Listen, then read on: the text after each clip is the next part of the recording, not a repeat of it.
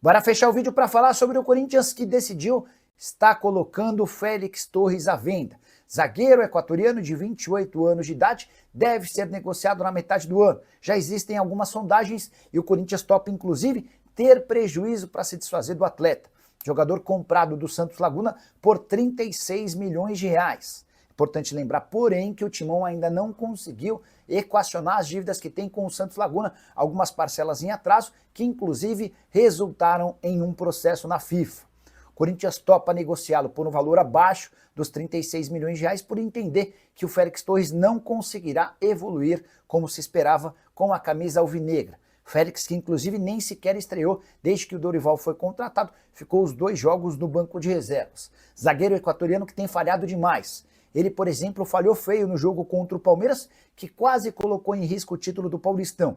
Mais recentemente, no jogo contra o Racing, na Sul-Americana, acabou expulso aos 14 minutos do primeiro tempo. Corinthians venceu por 1-0 com enorme dificuldade, tudo por causa da expulsão pra lá de ridícula. Desde então, foram 3 jogos no banco de reservas e a expectativa é de que o Félix Torres não entre mais em campo, ainda que o Corinthians tenha de tomar prejuízo nesse negócio. O atleta que, na atual temporada, soma 18 jogos e 1 gol marcado.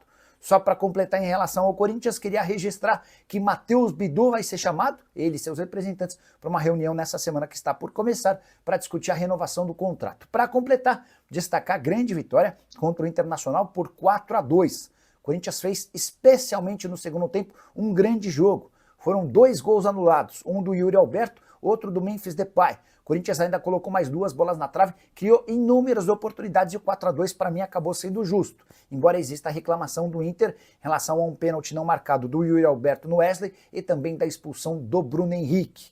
Com o resultado, o Corinthians pulou para o 8º lugar no Campeonato Brasileiro. São 10 pontos conquistados em 7 jogos. Queria muito a sua impressão sobre o jogo. Dorival Júnior com 2 partidas e 100% de aproveitamento dos pontos. Só não esquece de deixar like, de se inscrever no canal. Já o Corinthians tirou sarro do Internacional depois da vitória por 4-2 na Neoquímica Arena. Pelas redes sociais, o Timão lembrou do DVD. Lembrando desse episódio, em 2009, quando Corinthians e Inter disputavam a final da Copa do Brasil, o Internacional levou um DVD para a CBF apontando uma série de erros a favor do Corinthians. O Timão se sagrou campeão e desde então provoca o rival citando o DVD. Já Vitão, o zagueiro do Internacional, saiu da Neoquímica Arena revoltado. Dá uma olhada no que disse o zagueiro, abre aspas, aqui na Neoquímica Arena é sempre assim, colocam uns árbitros cagados para virem apitar o jogo, e eles sempre jogam com 12, citando o Corinthians. Segundo o Vitão, o time do Corinthians tem 11, além do cara de amarelo. A reclamação do Internacional se dá pela não expulsão do Yuri Alberto num lance de pênalti não marcado pelo árbitro e pela expulsão do Bruno Henrique. É só importante a gente lembrar que o Corinthians teve 2 gols anulados, um de Yuri Alberto e outro de Memphis Depay. A goleada por 4-2 poderia ter sido ainda maior. Bora falar agora sobre o balanço da vaquinha da Neoquímica Arena, o estádio corintiano. Não sei se você sabe, mas a gente entrou no último mês da campanha, são 6 meses. Nos 5 primeiros meses, os membros, os corintianos que participaram, foram capazes de arrecadar 40 milhões e 100 mil reais.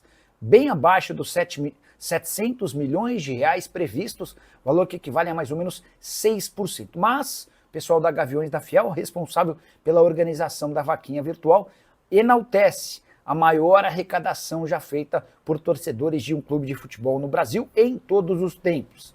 Com esses 40 milhões e 100 mil reais que foram doados, o Corinthians já fez uma série de pagamentos em relação ao financiamento do estádio e calcula uma economia somente com juros de 7 milhões de reais por ano. A dívida atualizada do Corinthians para com a Caixa Econômica pelo financiamento do estádio é de 647 milhões de reais, eram 689 milhões antes do início da campanha. E você, o que pensa sobre os números? Você está com a galera que acha os 40 milhões de reais bastante legais ou entende esse número bastante baixo diante da expectativa de 700 milhões de reais? Use o espaço para comentário e registre a sua opinião. Hora de falar sobre Dorival Júnior, descobrir quais os times que tentaram contratá-lo assim que ele foi demitido da CBF e antes de se acertar com o Corinthians. Demissão na CBF se deu em 17 de março e logo depois apareceram Santos, Fluminense e Grêmio, apenas do Brasil, tentando convencê-lo a fechar. Também existiram contatos dos Emirados e do Japão, de times locais. Em nenhum dos casos, o Edson Codor, que é empresário do técnico, foi autorizado a abrir negociação, ou seja, não existiu nem discussão de valores, nem nada nesse sentido. Dorival afirmou que precisava de alguns dias para descansar. A ideia dele era voltar a trabalhar apenas no final do mês de maio, início do mês de junho, mas foi aí que apareceu o Corinthians, que já havia tentado a contratação do Dorival em outras 4 oportunidades, a primeira delas em 2016, quando ele ainda era técnico do Santos.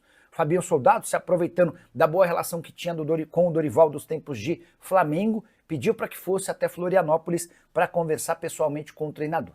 E essa primeira rodada de conversas, que não contou com o aspecto financeiro, serviu para mostrar ao Dorival que o projeto esportivo do Corinthians era legal. Somente aí que o Edson Codor foi autorizado a iniciar tratativas. Ele chega na quarta-feira a Florianópolis, tem uma primeira rodada de conversas com o Fabinho e depois de mais ou menos 2 dias de tratativas, o acordo foi fechado. Ninguém fala abertamente a respeito das cifras, mas o que se especula é que o Dorival terá, ao lado da sua comissão técnica no Corinthians, o maior salário de sua carreira, algo até natural, levando em consideração que o cara acaba de ser técnico da seleção brasileira. Só para completar contrato do Dorival com o Corinthians até dezembro de 2026. A estreia do Dorival com o Corinthians se deu contra o Novo Horizontino, vitória fora de casa pela Copa do Brasil. Fala pessoal, estamos aí com atualizações importantes do Corinthians. Se inscreva e ative o sininho para receber mais atualizações do Timão. Deixe seu like, que é muito importante para o crescimento do canal. Utilize o espaço aqui embaixo para registrar sua opinião.